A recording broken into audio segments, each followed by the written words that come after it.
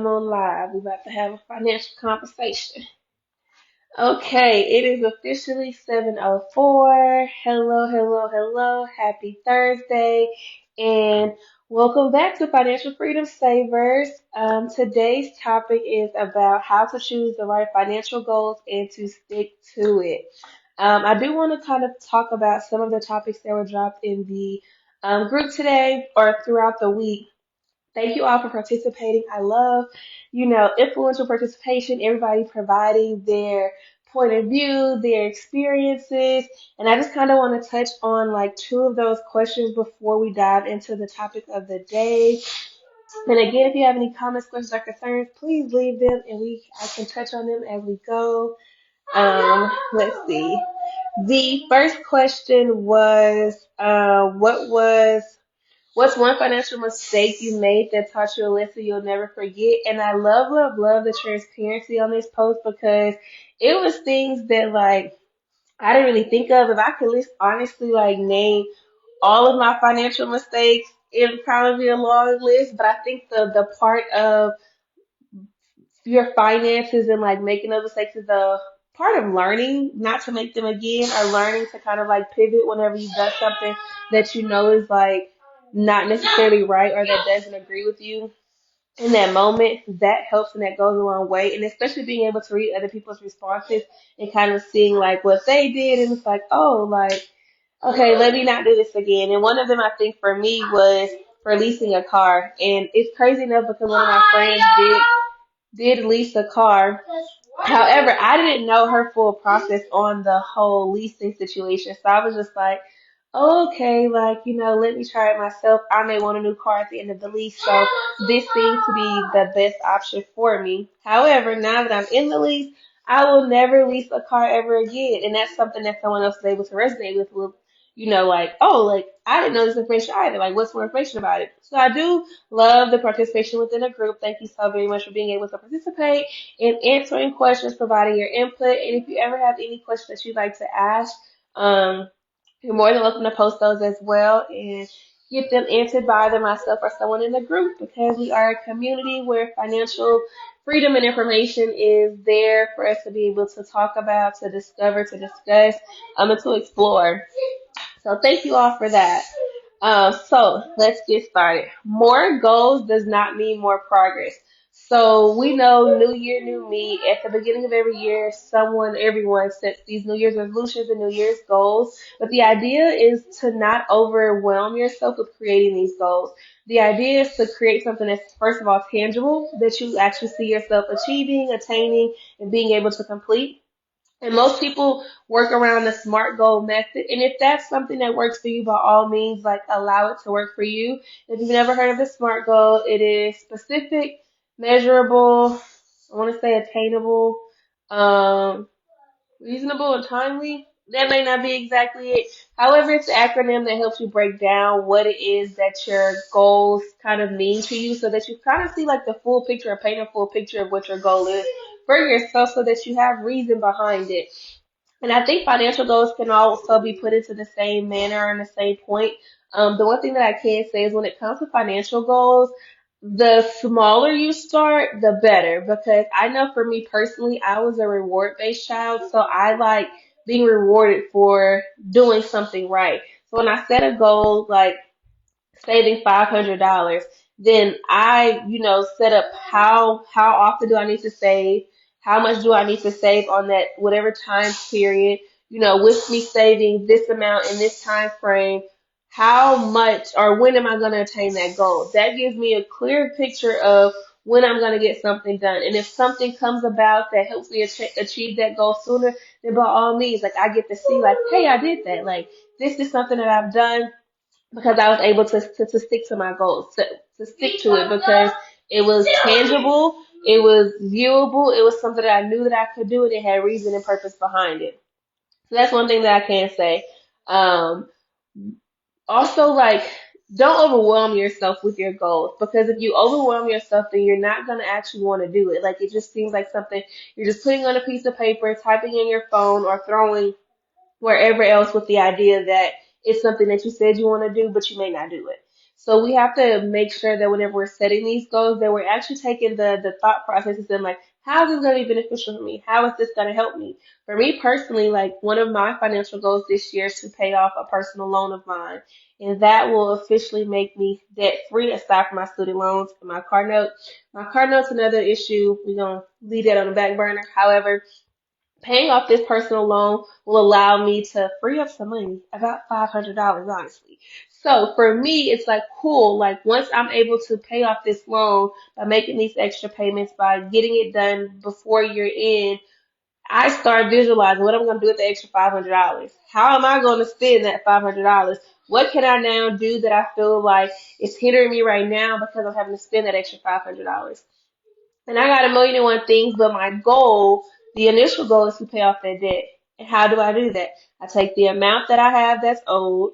I take the payment amounts. I review my budget and see with the base payment amount, aside from paying all of my other bills, you know, working in my variable expenses as well. How much money may I have or could I have, on a monthly basis to be able to throw into that debt? That's one way for me personally that I'm able to like make my goal work for me is because I'm looking at it from different angles. If I pay more this month and a little less that month, like as long as I feel like that I'm working towards the goal and actively putting money into it, then that works for me. And so for some of you guys, it may be seeing the cash in hand if you have like a particular savings goal, like physically saving the cash and putting it into a jar if you fill up this jar. Or seeing your account physically grow by looking at the numbers in your account as you're transferring funds into the account. So honestly, I believe like having the visualization, and with money, it's easier to visualize your goals because you literally see the dollars being transferred or the balance within itself going down. So I think for me, like money goals are easier to set for myself because I can physically see them in some way, shape, or form. I can see the decrease in the debt or the increase in my savings account. When it comes to additional when it comes to additional goals such as possibly, working on your credit score. I think that's something that's not as easy to get done, but it's still a goal that can be achieved because there's work and stuff that needs to be taken towards it. So if you're sitting off those letters, if you're paying your bills on time, if you're reducing the amount of debt, things like that apply to it. So taking those little steps to be able to ensure that you're working through it and working through the goal at hand is the true ultimatum thing that needs to be done, honestly, to get you to where you need to go. And it goes a long way whenever you just take it one step at a time, set the goal in advance, and then just kind of like reflect on it. And money goals, again, aren't something that happens like every day. Like it's not a quick process and it does take time, like any goal, because if it wasn't a goal, then, I mean, if it didn't take time, then it, in hindsight, would not be a goal. Um, so one of the questions asked is why do people struggle with goals? One could be that you have too many goals at once. You want to save, you want to pay down debt, you want to buy a new car, you want to buy a new house. Like that all of these things are very great things. However, you can't set them all to be your goal in one year, or you can't set them all to be something that you do at one time because now your mind is everywhere. You have no set real destination. Yes, you can save money and pay off debt, but what is more important to you? What makes the most sense when it comes to your budget? What makes the most sense with being able to get to your goal faster? Align them by time frame, honestly. Align them by importance, by relevance. Like, okay, you want to buy a car. Do you need a car now? Like, is that something that you can afford in this moment with everything else that you have going on? You want to buy a house. Okay, cool. Like, do you want to buy a house now or is that a long-term goal? Decipher if that's something that could be completed within 3 months to a year or if it takes longer than a year. With financial goals, for me, anything that's a year or less is a short-term goal to me. Anything greater than a year is considered long-term because it takes more of a consistency. It takes more personal adaptation because life happens and things change. So with those longer goals, you have to be willing to pivot and adjust when life decides to happen for you. With shorter goals as well, yes, you have to pivot and adjust, but you have that smaller time frame. So because it's a shorter time frame, like your pivoting isn't as big. Like you don't get to put it off for as long. Essentially, while with longer goals, like you have room to like make those mistakes. You have room to grow. You have room to like adjust and modify it every 3 to 6 months if something else happens to come up. Because like I said, life happens and sometimes that 2 year time frame that you had given yourself originally no longer works because you obtained a new debt by purchasing a car. So now it may take you 3 years to buy a house. Okay, cool. Let me pay down some additional debts or let me save a little bit more money so that I can be set up when this goal comes.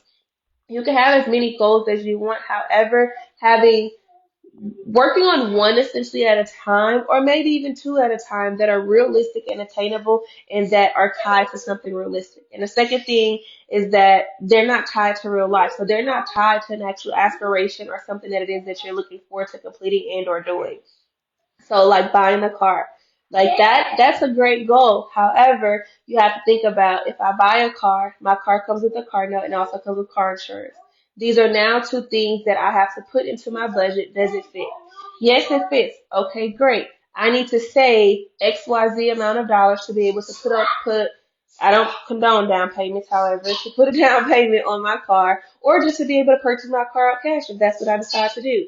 So I have to save this amount of money by this date so that I can purchase my car. That's a real life example and a real life thing because it now becomes tangible to you, it becomes something that you need. It becomes a necessity and a part of your life. So that helps. Also, whenever your goals are based on pressure and not priority, whenever you're feeling the pressure of the world to do something, like tax time is one of the times that people, everybody, let's just say, is giving out financial advice, and not everyone that does taxes are financial professionals.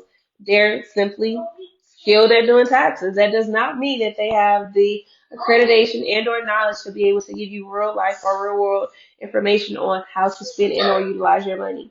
So don't feel pressured by someone else to do something with your money or because you got a surplus of money or even if you hit the jackpot or lottery. Take the time to actually identify the things that matter most to you, that are realistic to you, and that resonate with you personally. And then knowing the difference between wish goals and working goals. And I say that to say, like me, I wish I had $1 million. And I'm like, okay, cool. Like having $1 million is ideal. That sounds perfect. However, that's not something that I could attain. I believe I could attain it at some point. However, $1 million for me is something that's not tangible in this moment, and that would be like a super long term goal. Like I would have to put in the mindset of I have to, I would have to rephrase that goal for me. Like I would like to have saved six figures in my retirement account by 2050. That's a working goal. That's the difference between a wishing goal and a working goal. Because within my retirement account, I'm contributing to it on a monthly basis. It has interest and dividends that's being applied to it. As long as I keep putting money into it and the stock market keep doing what the stock market does, at some point my retirement goal will hit six figures. Do I know what six figures it'll hit? No, but it'll hit six at some point, and I'll be satisfied with that. So that's the difference. Whenever you're wishing just because it sounds good or because it sounds and or seem ideal versus something that's actually tangible, something that you can work with, something that your money can do for you, that you have to focus on. There you go. You have to focus on those things because the wishing part of it is just like the idea that you're good. The idea that you're setting something into place or whatever, and there's nothing behind it. You're just simply like throwing ideas out there, which I think is fine to throw ideas out there when you're brainstorming, but then also going back behind your idea, your brain dump, and deciphering which one of these can I actually apply pressure to. Which one of these can I work with? Which one of these become a priority for me? Which one of these makes the most sense in my life? Yeah, having $1 million sounds fantastic. I would love to have $1 million. However, tangibly, what I can utilize, what I can work with today is being able to say that in 5 years, I'd like to have six figures in my retirement account because of the work that I'm doing and the work that I have done. Next, oh yeah, how to pick one focus goal. So how to like focus and concentrate on that one goal and stick to it. So look into your high stress areas, high impact area, time sensitive areas, and then aligning your goals with your lifestyle. So for me, I guess I could say a high stress area is work. Work, a high impact area. Where am I doing the most impact? My speaking engagements, volunteering, things of that nature. My time sensitive area. I want to have 6 figures in my retirement account, honestly, by the end of this year. So, and then aligning the goals with my lifestyle. So I'm gonna go back to the retirement goal, because I believe that's something that I'm also tangibly working on. It makes the most sense right now. It's high stress because at some point I'm gonna retire. And when I retire, where am I gonna get the money from? Where is that money gonna come from? High impact because right now, the work that I'm doing right now determines the money I'll have when I retire. So it makes the most impact on my life because the things that I do now matter later. Time sensitive. While I'm 30 now, and my goal personally is to retire at 50, I have 20 years to save enough money to be able to do what I want to do when I retire at 50. And then it aligning with my lifestyle. So that means that I have to take a step back at some point from either traveling or splurging or spending out or eating out, or I have to realign certain things within my life so that I'm not slacking on my retirement savings. So my goal right now for me personally is to be able to save 10% of my income into my retirement 401k. Cool. Because I'm going to save 10%, that means that 10% of my initial gross income will no longer be my money to have. That means that my spending has to be reduced in some way because I no longer have, well, I've increased it from 7% to 10%. So now 3% of my take home pay will not be there. While that does not sound like a lot, when you account for every dollar in your paycheck and 3% is now gone, you now have to reevaluate your budget, reevaluate your time. I now have to consider, now that that 3% is gone, I can't eat out once every week. I now can minimize it to once every pay period. I can't just go buying groceries that I don't need if I'm not going to cook it. I now want to be diligent with my money so that I'm not wasting it. I now can't go to every function that everyone invites me to because I now have bigger goals to attain than to just go out every weekend because that's available and accessible to me.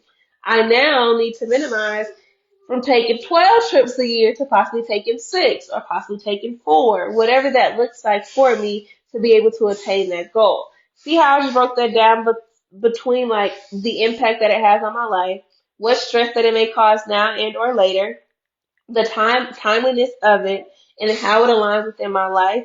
So allowing and being able to make those things become congruent in one another so that you can find real focus and real attachment to your goals, I believe matters a lot because if you take the time to actually analyze what it is that you're placing your goals under or how you're setting your goals or what your goals even look like for your life when it comes to your finances, is because they resonate with you, because it's something that you see yourself doing or you see yourself wanting. And there's no limit on what your goal can be or what a goal could be for you. However, make sure that it's personal for you, that you understand the timeliness of it, that you understand how it affects and or impacts your lifestyle because a lot of the things that we say initially is that we want to do something, not realizing that we may have to give up something else. So similar to how I just said, if I'm going to contribute an additional 3% to my retirement income, that means that I now have less than 3% coming home to me to be able to spend frivolously, or to spend freely, not even frivolously, to be able to spend freely. So with that being said, like I now have to take into consideration, I have 3% less income. Yeah, like I said, it may not seem like a big amount in the beginning, or what seems like a big amount now, but the more that I get comfortable with it, the easier it becomes. The more I'm like, okay, cool, that 3% is saved for a later date. That resonates with me because I'm okay with losing 3% now so that I can have 6 figures later. I'm okay with the idea that what I have right now or what I'm saving right now could benefit me later. Similar to with paying off debt. If I'm able to set a goal that I have $5,000 of debt and I'm going to spend an extra $25 towards that debt to be able to pay it down faster, I'm okay with losing that $25 right now so that I can get that debt paid faster. Because the faster I pay that debt, I now get to have my $25 plus whatever the initial original payment is. So, like I said, it's about realizing that with financial goals, you possibly have to give up something small for the moment to be able to satisfy your goal at large. And that's fine. And understanding that concept is truly how you stick to your financial goals. Because if you're okay with losing something small now for the greater aspect of something bigger later, then that will be like, that is the mind over matter mentality that you have to have initially to be able to attain and achieve your financial goals. And for me personally, I didn't work the last 4 months of the year. I was able to pay off a credit card, a personal loan, still pay my bills, still be able to travel. So when you got a plan and you understand what you're missing out on for the time being to be able to attain what it is that you want at a later date, that's fine. I said in the beginning of this video that my car, I have to pay $1,200 to get my car fixed. I'm still not working. However, I'm going to be able to pull from my savings to be able to pay my car note or to be able to pay my car getting repaired.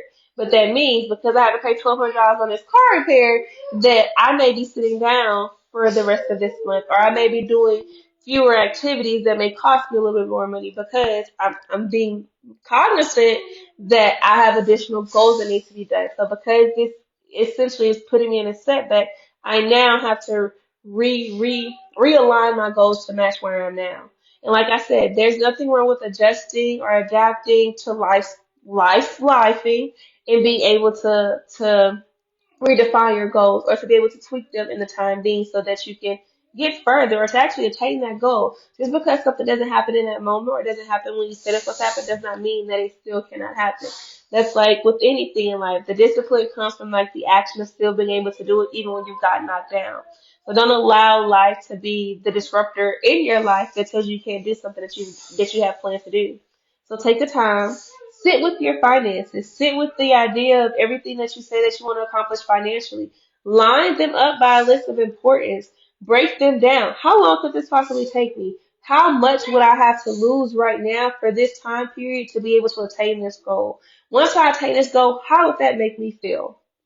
Think of those things and then begin writing your goals, begin accomplishing your goals, begin knocking your goals out. Because there's nothing better than feeling like you've done something for yourself or set yourself up financially that just feels amazing. Like, I know no other feeling than like financial bliss, quite frankly. And it's because I've failed a lot and I've also gotten back up and I've learned a lot from my own personal self exploration to also learning from other people. There's so much that you can do and will be able to do if you take the time to go through your plans, go through your goals, take the time to look into those things, to resonate with them. Make sure they resonate with you. Check in every month if you need to be like, this still applies to me. I still want to accomplish this because I know what it's going to give me later. If something stops resonating with you, then you need to go back and check your heart posture, check your financial posture. Why does this no longer sit with me? Did something occur that I no longer want to do this anymore? And if something did happen, how do I now pivot this goal that I once had for myself to align with who I am now? To align with where I am mentally? To align with the things that I now want to accomplish? You can change a goal. A goal does not always have to be something that it's not written in stone. You can erase it and rewrite it to align and to fit your life. You may want to reduce the amount because the amount that you initially had was just too large. You may want to cut the time frame in half because you have more money and you want to get it done faster. You can pivot and adjust your goals to match and align who you are whenever you are. So take the time to be in control of your finances. And again, if you have any questions, don't hesitate to drop them below or drop them in the chat. And this is your final talk or your Thursday talk with Financial Freedom Savers. Have a great day.